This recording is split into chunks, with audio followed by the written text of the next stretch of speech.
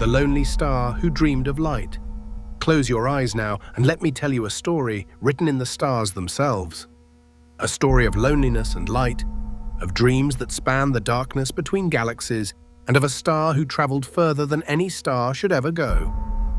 Our story begins not with a single star, but with a question that floats through the vast emptiness of space.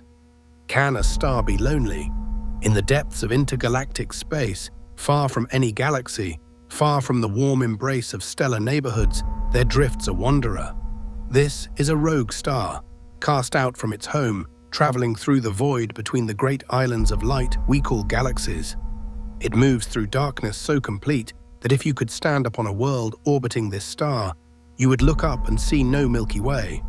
No band of light across your sky, only the faint distant smudges of galaxies millions of light years away. This lonely traveler was not always alone. Imagine, if you will, the Milky Way galaxy as it was 4 billion years ago. Within its spiraling arms, nestled in clouds of glowing gas, billions of stars wheeled in their ancient dance. Our lonely star was born there, in one of those stellar nurseries where gas and dust collapse under gravity's gentle but insistent pull. It formed alongside thousands of siblings, all born from the same vast cloud of hydrogen and helium, enriched with the metals forged in the hearts of earlier generations of stars. In those stellar nurseries, the process of birth is both violent and beautiful. Great clouds of molecular hydrogen, some spanning dozens of light years across, float through the galactic disk. These clouds are cold, just a few dozen degrees above absolute zero, and dark, blocking the light of stars beyond them. Within their depths, small variations in density begin to grow. Perhaps a nearby supernova sends shockwaves rippling through the cloud. Perhaps two clouds collide in the vastness of space. Whatever the trigger, gravity begins its work. The cloud fragments, breaking into smaller and smaller pieces. Each fragment begins to collapse inward, drawing more material toward its center. As the gas falls inward, it heats up. Glowing first in infrared light invisible to human eyes, the collapsing core spins faster, just as a figure skater spins faster when pulling in their arms. A disk of gas and dust forms around the infant protostar, and from this disk, planets may one day be born. Our lonely star was formed this way, perhaps 8 times more massive than Jupiter, but not quite massive enough to be a true star. It was what astronomers call a brown dwarf, a failed star, an object caught between planet and star. Its core never became hot enough, never reached that critical temperature of 10 million degrees needed to fuse hydrogen into helium. It could burn deuterium, that heavy form of hydrogen, with an extra neutron, but only for a brief time measured in millions of years. After that, it would simply glow from the heat of its own formation, cooling slowly over billions of years. But our brown dwarf didn't even get that luxury of time. It was born in the inner regions of the galaxy, relatively close to the galactic center. There, the stars are packed more densely, and at the very heart of the galaxy lies something massive and dark, something with the gravity of 4 million suns compressed into a space smaller than our solar system. This is Sagittarius, a star, the supermassive black hole that anchors our galaxy. Our brown dwarf, still young and hot from formation, found itself in a dangerous neighborhood. Perhaps it was part of a binary system, 2 failed stars orbiting each other. Perhaps it wandered too close to other massive stars whose gravity tugged and pulled at it. However it happened, our brown dwarf's orbit began to change, becoming more and more elongated, carrying it closer and closer to the galactic center. One day, measured in the patient timescale of the cosmos, the inevitable happened. The brown dwarf, accompanied by its binary companion, plunged toward the black hole. The gravitational field there is immense beyond imagining. Space itself is warped and twisted by the black hole's mass. As the binary pair fell inward, the black hole's gravity seized the companion star, pulling it into a death spiral.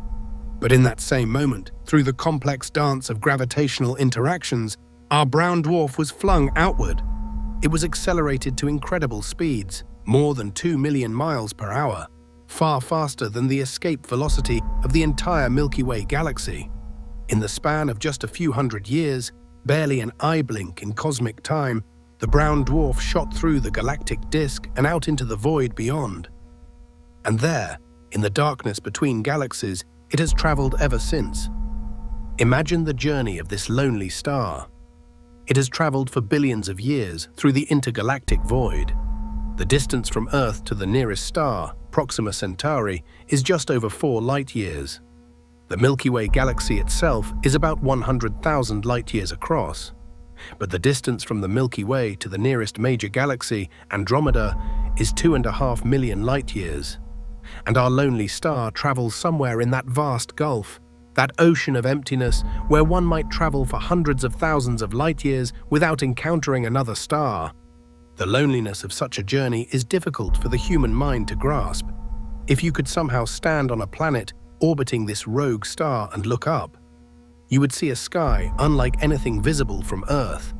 The familiar constellations would be gone. The Milky Way itself, that river of stars that arches across our night sky, would be reduced to a distant spiral, just one fuzzy patch among many. You would see the universe as it truly is, vast beyond comprehension, filled with islands of light separated by unimaginable darkness. But our brown dwarf, in its own way, carries light into that darkness.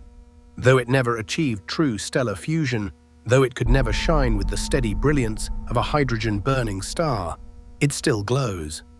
In the infrared, invisible to human eyes but clear to the instruments of astronomy, the brown dwarf radiates the last of its formation heat. Its surface temperature might be 4,000 degrees Celsius, hot enough to glow a dull red if you could see it. But that heat is slowly, inexorably, leaking away into the void. The brown dwarf cools as it travels. When it was first ejected from the galaxy, it was much hotter, perhaps 10,000 degrees, glowing almost white-hot. But billions of years have passed, and with each passing million years, it grows a little cooler, a little dimmer. The process is incredibly slow.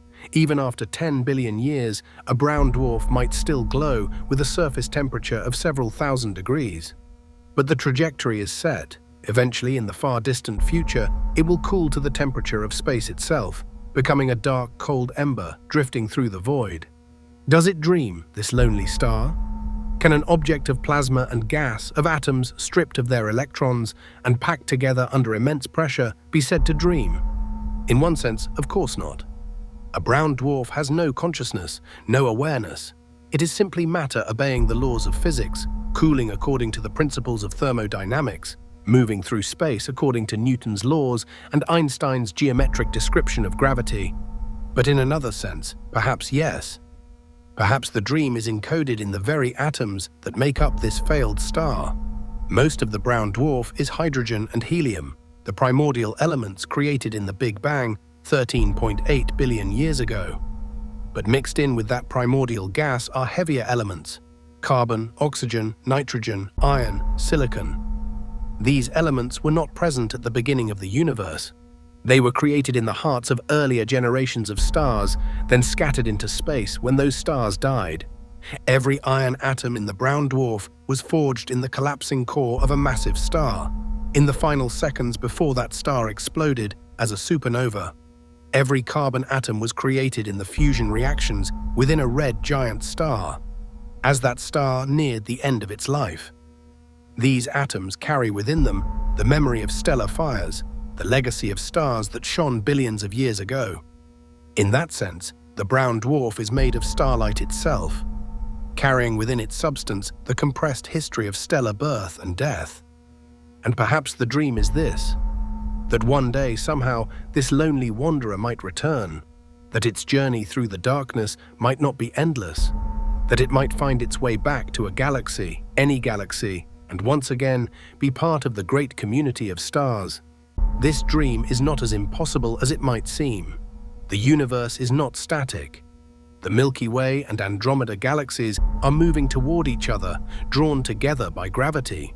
In about 4 billion years, they will collide. But this collision will not be violent in the way we usually think of collisions. The stars in both galaxies are separated by such vast distances that they will almost never actually hit each other. Instead, the two galaxies will pass through each other. their shapes distorted by gravitational interactions, merging over hundreds of millions of years into a single larger galaxy that astronomers have playfully named Milky Way. During this merger, the gravitational landscape of local space will be completely rewritten. Stars will be flung in new directions. Some will be ejected from the merged galaxy entirely, becoming new rogue stars like our lonely brown dwarf.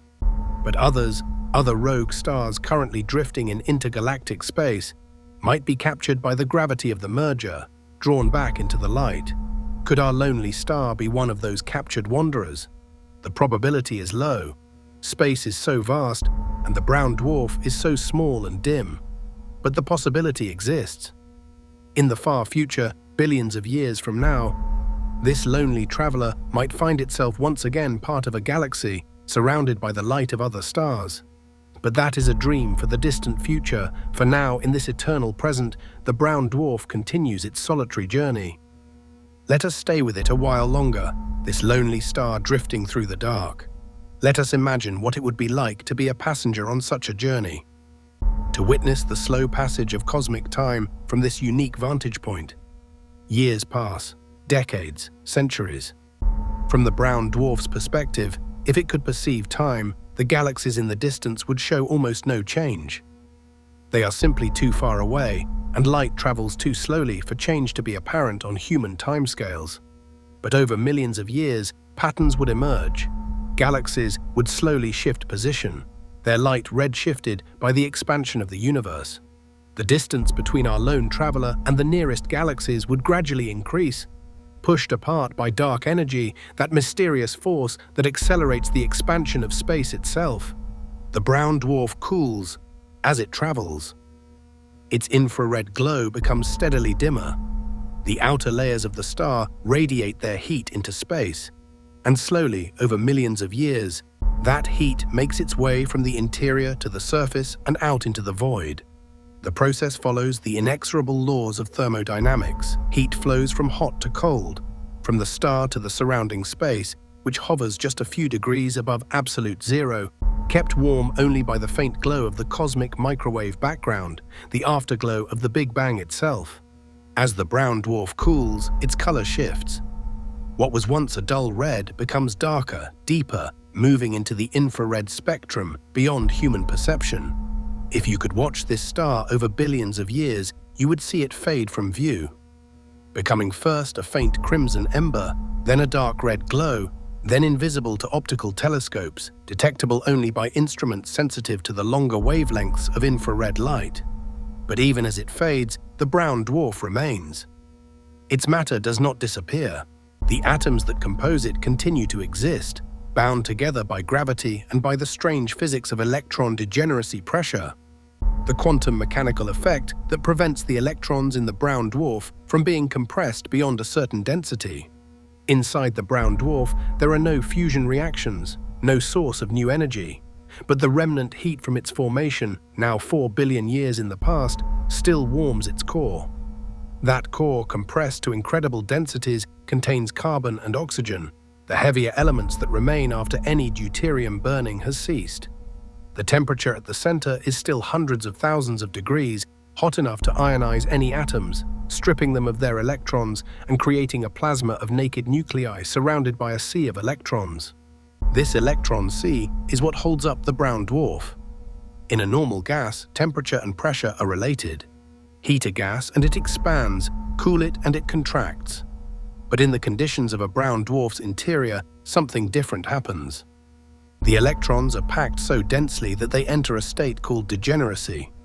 In this state, described by quantum mechanics, the electrons resist further compression not because they are hot, but because of the Pauli exclusion principle, a fundamental law of nature that says no two electrons can occupy exactly the same quantum state.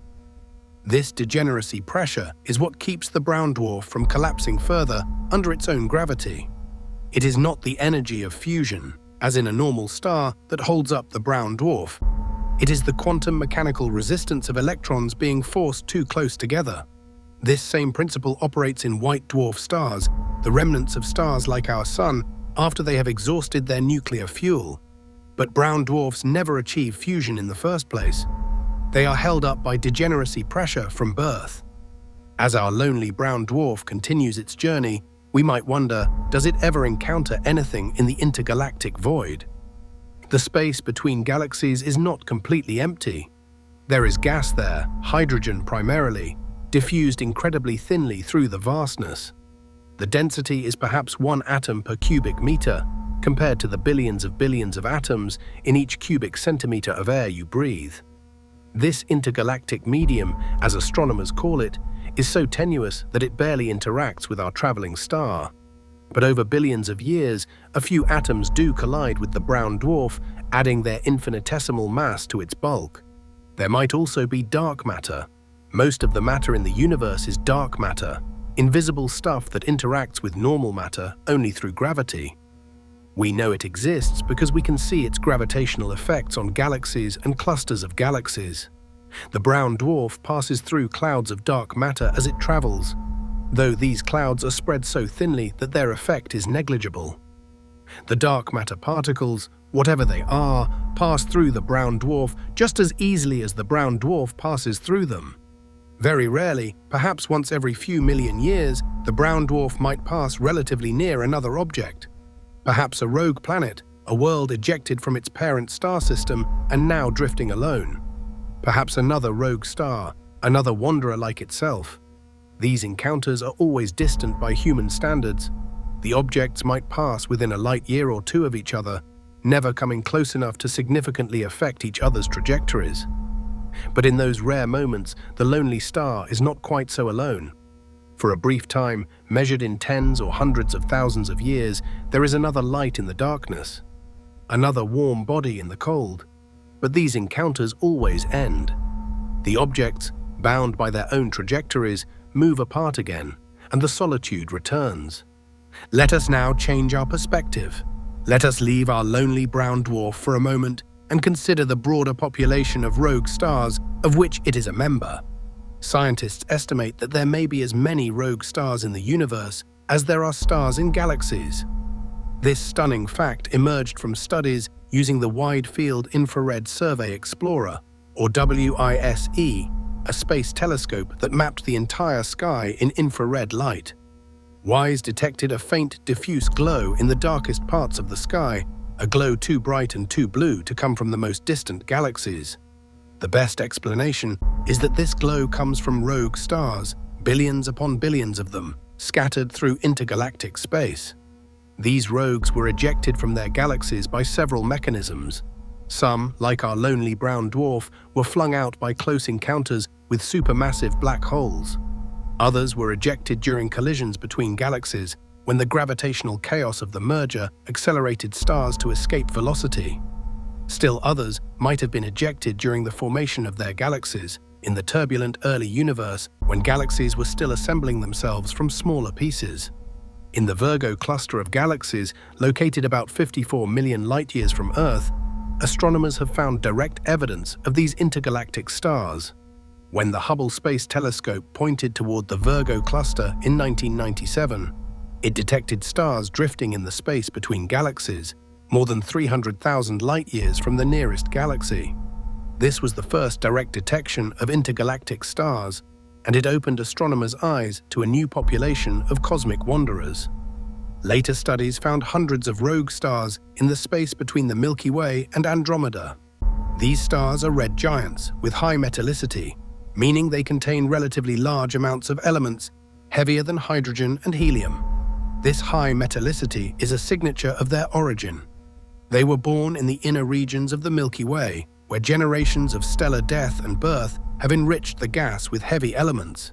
These red giants were likely ejected by the supermassive black hole at our galaxy's center, accelerated to more than 500 kilometers per hour second, fast enough to escape the Milky Way's gravitational pull entirely. Some rogue stars are even faster. These are called hypervelocity stars, and they travel at speeds exceeding 1,000 kilometers per second. At such speeds, they can traverse the diameter of the Milky Way in just 100 million years.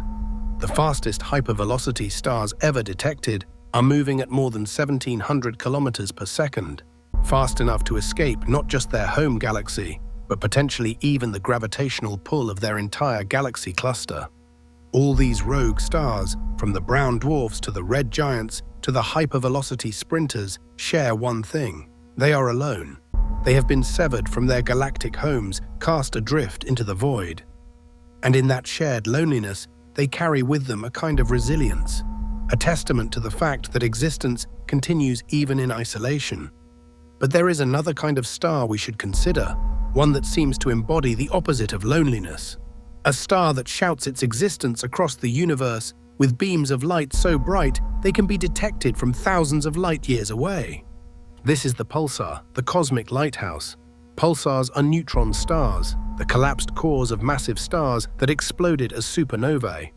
When a star more than 8 times the mass of the Sun runs out of nuclear fuel, its core collapses catastrophically, compressing matter to densities found nowhere else in the universe except inside black holes. A neutron star packs more mass than the Sun into a sphere just 20 kilometers across, about the size of a city. The matter in a neutron star is so dense that a teaspoon of it would weigh 1 billion tons on Earth. Neutron stars spin rapidly, sometimes hundreds of times per second, a consequence of the conservation of angular momentum during the collapse. As the star's core collapses from millions of kilometers across to just tens of kilometers, it spins faster and faster, like that figure skater pulling in their arms. Neutron stars also have incredibly strong magnetic fields, trillions of times stronger than Earth's magnetic field. These magnetic fields, also intensified during the collapse, channel particles and radiation into narrow beams that shoot out from the star's magnetic poles. As the neutron star spins, these beams sweep through space like the beam from a lighthouse. If one of those beams happens to sweep across Earth, we detect a pulse of radio waves, X-rays, or gamma rays. This is a pulsar. The name comes from pulsating star, though this is somewhat misleading. The pulsar isn't actually pulsating, growing brighter and dimmer. Instead, it's constantly beaming out radiation, and we see a pulse each time the beam crosses our line of sight. The first pulsar was discovered in 1967 by Jocelyn Bell, then a graduate student at Cambridge University. She detected a radio source that pulsed with remarkable regularity, once every 1.337 seconds. The pulses were so regular that they could be used as a clock. At first, Bell and her thesis advisor, Anthony Hewish, considered the possibility that the signal was from an extraterrestrial civilization, and they half-jokingly labeled the source LGM1 for Little Green Men. But soon they discovered more pulsars in different parts of the sky, and the lighthouse model of rotating neutron stars became the accepted explanation. Consider the experience of a pulsar from its own perspective, if such a thing could be imagined. It is the remnant of a massive star that once burned bright, fusing hydrogen and then helium, then carbon, oxygen, neon, and finally silicon into iron. When the iron core formed, fusion stopped, because fusing iron consumes energy rather than releasing it. With no energy source to hold it up, the core collapsed in less than a second, rebounding in a shockwave that blew the outer layers of the star into space as a supernova.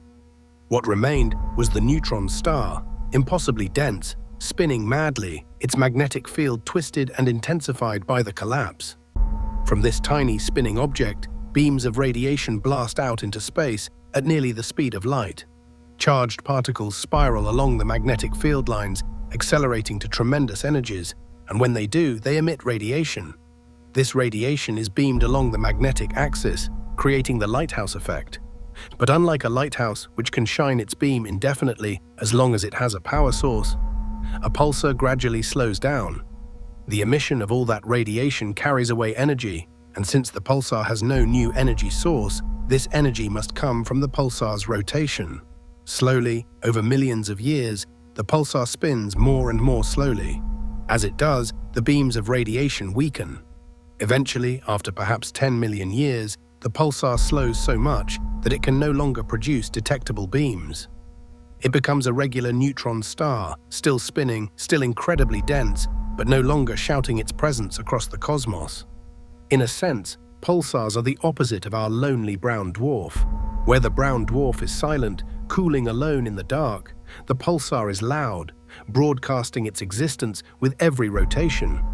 Where the brown dwarf never achieved the fusion that makes stars shine, the pulsar is the remnant of a star that burned so bright and so fast that it exhausted its fuel in just a few million years. Where the brown dwarf may travel unseen for billions of years, the pulsar announces itself, a lighthouse in the darkness, visible to anyone with the instruments to detect it. And yet, there is a commonality. Both are, in their own way, alone. The pulsar's lighthouse beam sweeps through mostly empty space. Most of its rotations pass unobserved, its pulses received by no one. The pulsar, too, is isolated in the vastness, a tiny spinning object surrounded by light years of emptiness. Perhaps this is a fundamental truth of the universe, that all stars, all objects, are fundamentally alone, separated by distances so vast that even light, the fastest thing in the universe, takes years or centuries or millennia to travel between them. But there is beauty in that solitude, a beauty we can perceive from our privileged position, able to see the universe not as any individual star sees it, but from our perspective as observers who can step back and take in the whole cosmic tapestry. Let us return once more to our lonely brown dwarf, still drifting through intergalactic space. Billions of years have passed since it was ejected from the Milky Way. It has cooled significantly. Its surface temperature is now perhaps 3,000 degrees, cool enough that if you could see it with human eyes, it would glow a deep, dull red. The brown dwarf has traveled perhaps 100,000 light-years from the Milky Way, about the diameter of the galaxy itself. If you could somehow place yourself back in the Milky Way and look toward this rogue star, you would not see it. It is too dim, too far away. Even the largest telescopes on Earth would struggle to detect its faint infrared glow. But from the brown dwarf's perspective, if it could see, the Milky Way would have shrunk. It would still dominate one part of the sky, a great spiral of light, but it would be noticeably smaller than it appeared 4 billion years ago. The individual stars in the galaxy would be too faint to see, too far away, but the collective glow of billions of stars would still be visible, a cosmic island floating in the darkness. In the opposite direction, Andromeda would appear larger, closer. The brown dwarf is heading roughly in that direction, though its path will not carry it into Andromeda itself. More likely, it will pass by, continuing its journey into even deeper voids beyond. As the brown dwarf travels, the universe continues its evolution around it. In galaxies throughout the cosmos, new stars are being born in stellar nurseries, just as our brown dwarf was born 4 billion years ago. Massive stars are exploding as supernovae, seeding the interstellar medium with heavy elements. Some of those supernovae leave behind neutron stars that become pulsars, their lighthouse beams sweeping through space. Other supernovae leave behind black holes, regions where gravity is so strong that not even light can escape. White dwarfs, the remnants of stars like our Sun, cool slowly in galactic neighborhoods, radiating away their residual heat over billions of years. These white dwarfs represent the ultimate fate of most stars, those that were massive enough to achieve hydrogen fusion, but not massive enough to explode as supernovae. They will cool for trillions of years, eventually becoming black dwarfs, cold and dark, though the universe is not yet old enough for any black dwarfs to have formed. All these stellar remnants, from brown dwarfs to white dwarfs to neutron stars to black holes, represent different paths through stellar evolution. They are the endpoints of stellar life, the objects that remain after the fires of fusion have burned out or were never lit in the first place. And yet, calling them dead seems somehow wrong. They are not dead in the sense of being gone. They persist. They continue to exist. They interact with their environments, however slowly or subtly. The brown dwarf continues to glow with residual heat. The white dwarf continues to cool, though so slowly that trillions of years will pass before it fades completely. The neutron star continues to spin, even as its rotation slowly decreases. Even the black hole, though it consumes matter and energy, also radiates a tiny amount through Hawking radiation, a quantum mechanical process that will eventually, in an unimaginably distant future, cause even black holes to evaporate. These stellar remnants are not the end of the story. They are part of an ongoing narrative, a universe that is constantly changing, evolving. moving towards some final state that we can only glimpse through our theories of physics and cosmology. Let us think about endings and beginnings, about the cycle that connects all stars, living and dead, bright and dim, crowded and lonely. Our lonely brown dwarf is made of atoms that were once part of earlier stars. The hydrogen in the brown dwarf is primordial, created in the Big Bang. But the heavier elements, the carbon, the oxygen, the nitrogen, the iron, all were created in the nuclear furnaces of previous generations of stars. Those stars burned for millions or billions of years, fusing lighter elements into heavier ones, climbing up the periodic table until they could climb no further. Then those stars died, some quietly shedding their outer layers to become white dwarfs, others exploding violently as supernovae. The material those stars released enriched the interstellar medium, the thin gas that permeates the space between stars in a galaxy. Over time, that gas coalesced into new clouds, new stellar nurseries. And from those nurseries came new stars like our brown dwarf, carrying within them the legacy of earlier generations. This cycle, birth and death and birth again, is the engine of chemical evolution in the universe. The universe began with only hydrogen and helium, plus tiny traces of lithium and beryllium. All other elements, everything in the periodic table, from carbon to uranium, were created in stars or in the violent processes surrounding stellar death. The iron in your blood, the calcium in your bones, the oxygen you breathe, all were forged in stellar interiors and scattered into space by dying stars. In this sense, we are all made of stardust, a poetic phrase that is also literally true. The atoms in your body were once part of stars that lived and died long before the sun was born. Those atoms were recycled through the interstellar medium, incorporated into the molecular cloud that gave birth to the sun and its planetary system, and eventually found their way into you. This connection, from stars to us, from the cosmic to the personal, is one of the most profound insights of modern astronomy. We are not separate from the universe. We are part of it, intimately and fundamentally. The story of stars is our story. The lonely brown dwarf, drifting through intergalactic space, carries elements that might one day be incorporated into new stars, new planets, perhaps even new life, if the cosmic cycles bring it back to a galaxy. But that is far in the future, if it happens at all. For now, the brown dwarf continues its journey, cooling slowly, glowing faintly in the infrared, a tiny spark of warmth in the infinite cold.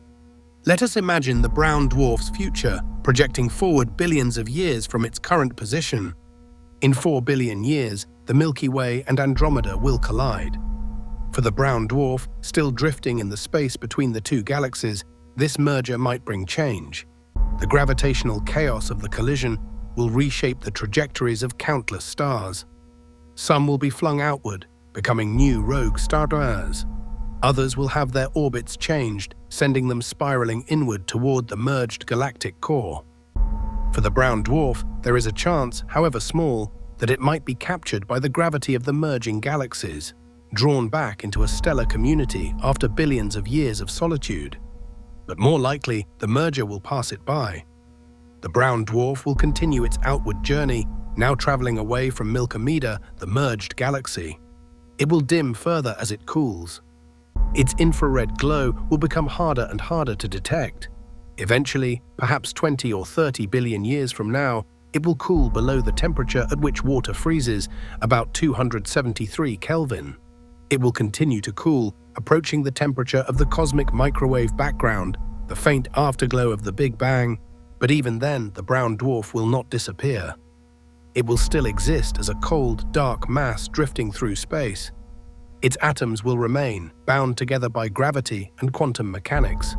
And those atoms carry within them the story of the brown dwarf's journey from birth in a stellar nursery 4 billion years in the past, through ejection from the galaxy, across the intergalactic void, and into the far future. Perhaps one day, trillions of years from now, the brown dwarf will encounter another object. Perhaps a dark galaxy, a hypothetical structure made mostly of dark matter with only a few stars. Perhaps a rogue black hole, itself ejected from a galaxy long ago. Perhaps another rogue star, another wanderer like itself. Whatever that encounter might be, It will mark a change in the brown dwarf's billion-year solitude.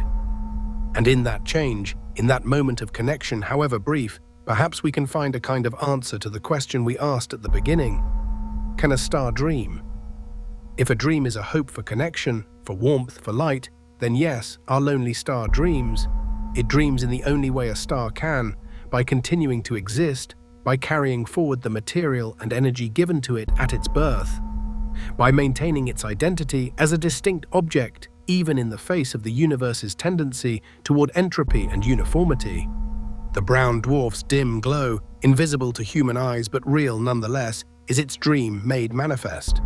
Light in the darkness, warmth in the cold, existence in the void. And perhaps that is enough. Perhaps the simple act of persistence, of continuing to be, is itself a kind of triumph. The brown dwarf need not be bright. It need not be surrounded by siblings. It need not ever return to a galaxy. It is enough that it exists, that it travels, that it carries forward the legacy of the stars that came before it. Let us now draw back our view, expanding our perspective to take in not just our lonely brown dwarf, but the entire cosmos of which it is a tiny part. The observable universe contains perhaps 2 trillion galaxies, each with millions or billions or trillions of stars. Between those galaxies drift the rogues, the wanderers, perhaps as numerous as all the stars in all the galaxies combined. Each one is on its own journey, each one carrying its own story. Some of these rogue stars were ejected recently, cosmically speaking, perhaps just a few 100 million years ago. They still glow brightly, stars in the prime of their lives, torn from their homes but still shining. Others, like our brown dwarf, were ejected billions of years ago. They have dimmed, cooled, faded. Still others were ejected so long ago, in the early universe, that they have cooled to nearly the temperature of space itself, invisible dark wanderers. And then there are the stars still in their galaxies, the vast majority of stars living their lives in stellar neighborhoods surrounded by the light of other suns. Some are in dense clusters, places where stars are separated by mere light months rather than light years. Others are in sparse regions, the outskirts of galaxies where stars are few and far between. But all are still gravitationally bound to their galaxies, part of the great structures that dominate the luminous matter in the universe. Each star, whether rogue or bound, alone or in a cluster, is a site of ongoing physical processes. Fusion reactions in stellar cores, if the star is massive enough and young enough. Convection currents carrying heat from core to surface. Magnetic fields generated by the movement of charged particles in the star's interior. Stellar winds blowing material off the star's surface. The slow but inexorable effects of gravity, always pulling inward, always trying to compress the star, held at bay only by the outward pressure of heat, or, in remnants like white dwarfs and neutron stars, by quantum mechanical degeneracy pressure. These processes play out on timescales ranging from seconds to trillions of years. The fusion reactions in a star's core occur in tiny fractions of a second, as individual atomic nuclei collide and merge. But the overall evolution of a star, from birth to death, can take billions or even trillions of years, depending on the star's mass. The smallest red dwarf stars will burn their hydrogen so slowly that they might shine for 10 trillion years or more, far longer than the current age of the universe. And through it all, through all these timescales and all these processes, there is one constant: change. The universe is not static, it evolves. Stars are born, live and die. Galaxies form, merge and eventually disperse. Even space itself expands, carrying distant galaxies ever further from each other. Our lonely brown dwarf is part of this great cosmic dance. Its journey through the intergalactic void is not separate from the universe's evolution. It is part of it, a single thread in the fabric of cosmic history. As we prepare to leave our lonely star and return to our own world, let us take one final look at it, this wanderer in the dark. It glows still, though dimly now, its surface radiating heat into the endless night. Around it, if it has any planets, they orbit in darkness, lit only by the faint red glow of their parent star. The sky above those hypothetical worlds would be unlike anything we can see from Earth. No bright sun, no Milky Way, just the distant, faint smudges of galaxies and the dim red light of the brown dwarf itself. It is a lonely vista, but not without its own austere beauty. There is something profound in that solitude, something that speaks to the resilience of matter and energy, the persistence of form even in the face of cosmic isolation. The brown dwarf does not know it is lonely. It has no consciousness, no awareness of its situation. It simply is. It exists, it glows, it travels. And in that simple existence, there is a kind of dignity, a testament to the fundamental stability of matter, organized into stellar form. Perhaps in some distant future, intelligent beings will discover this rogue star. Perhaps they will be explorers from Milky Way, the merged galaxy, venturing out into intergalactic space with technology we cannot yet imagine. They will detect the faint infrared signature of the brown dwarf. And they will wonder at its journey. They will calculate its trajectory backward through time and realize it was ejected from what we now call the Milky Way, billions of years ago. They will see in this lonely star a messenger from the ancient past, carrying information about the early history of their galaxy. Or perhaps no one will ever find it. Perhaps it will travel forever through the void, cooling gradually, fading slowly until the universe itself reaches its ultimate fate, whatever that might be. Current theories suggest the universe will continue expanding forever, growing colder and darker as the last stars burn out and the last black holes evaporate. In that far future, tens or hundreds of trillions of years from now, the brown dwarf will be indistinguishable from countless other dark, cold remnants scattered through space. But that is so far in the future that it is almost meaningless to us. For now, in our present moment, the brown dwarf exists.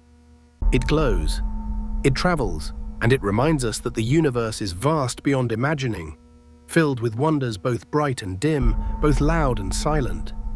The lonely star who dreamed of light teaches us something important. It teaches us that light comes in many forms.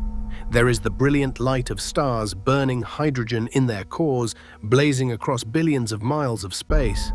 There is the focused light of pulsars, lighthouse beams sweeping through the cosmos. And there is the dim, gentle light of a brown dwarf, cooling slowly, glowing faintly, but still contributing its tiny spark to the luminosity of the universe. All these forms of light matter. All are part of the story of the cosmos. The brightest star and the dimmest brown dwarf are equally valid expressions of the physical laws that govern matter and energy. Neither is better or worse. They simply are, each following the path laid out by its initial conditions and the laws of physics. And so our lonely star continues its journey, as it has for billions of years, as it will for billions more. It carries with it the legacy of earlier stars, the promise of future evolution, and the quiet dignity of solitary existence. The brown dwarf dreams not in words or images, but in photons, those packets of light that stream from its surface into space. Each photon carries a tiny amount of energy, a tiny fragment of the star's warmth out into the cold. Most will travel forever, never encountering anything, expanding through space until the wavelength of the light stretches with the expansion of the universe itself. But a few photons, perhaps, will eventually be absorbed, perhaps by a molecule of gas in the intergalactic medium, perhaps by the atmosphere of a distant planet, perhaps by the eye of an astronomer standing on a world we cannot imagine, looking out into the darkness and seeing just barely the faint glow of a lonely star. In that moment of absorption, the photon's journey ends. The energy it carries becomes heat or electrical signals in a nervous system or data in a detector. The star's light, its dream made real, reaches out across the emptiness and touches something else, makes a connection, however brief. And perhaps that is what the lonely star dreams of after all, not to return to a galaxy, not to burn brighter, but simply to reach out, to send its light into the darkness, and to hope that somewhere, somehow, that light will be received. This is the gift that all stars give us, from the brightest supergiant to the dimmest brown dwarf. They give us their light, they illuminate the darkness. They show us that even in the vastest emptiness, even in the deepest isolation, there can be warmth, there can be glow. There can be the steady persistence of existence against the void. As you drift now toward sleep, imagine yourself as that lonely star. Imagine the peace of traveling through the quiet dark, glowing gently, needing nothing, asking nothing, simply being. Feel the vast infinite space around you and know that you are part of it, connected to it, shaped by the same laws that shape the stars. Let the weight of the day fall away. Let your thoughts slow like a cooling star, your body relax like gas expanding into space. You are safe here in the darkness, warm in your own light, following your own path through the night. The lonely star continues its journey, and so do you, through the landscapes of sleep, through the quiet territories of rest and dreams. May you travel well. May you glow gently. May you find in the darkness your own light. The universe is vast, but you are part of it. You are made of star stuff, forged in stellar fires, scattered through space, gathered again into form. You carry within you the legacy of billions of years of cosmic history. You are both ancient and new, both isolated and connected, both small and infinite.